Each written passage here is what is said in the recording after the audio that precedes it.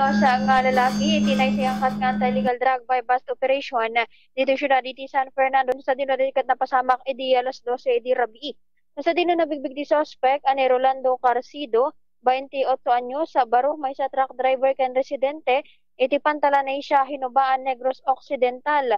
May basar iti report nga nakalapan ni po diti San Fernando City Police Station na isayangkat na sa operasyon baban iti nagtitipon na puwersa iti San Fernando City Police Station Lead Unit, La Union na Provincial Intelligence Unit, kanda dumapay nga unit iti kapulisan, ang nagresultaan iti panlakakumpiskar manipo iti suspect, iti may isa nga heat sealed, transparent plastic sachet nga naglaon iti white crystalline substance, maata pa siya po, nga ritiket may pagarup ko nagatang manipod ken kuana, datikat aggatad or datikat aggatad iti 1,400 pesos.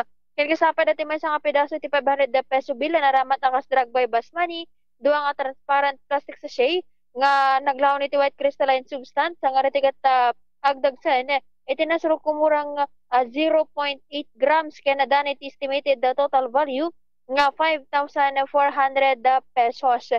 Tiya suspect tanay trumutan iti kustodiya ti San Fernando City Police Station pakaramanan dagiti na kumpiskar manipod ken kuana para tinananay di sa posisyon. So, di na posible nga sumagot iti kaso nga panaglabsing iti Republic Act 91965 one iti Comprehensive Dangerous Drugs Act of 2002. Bombo MJ Tiza reporting para sa Pambansang Radyo ng Pilipinas, consistent number 1, iti La Union, Basta Radyo. Bombo!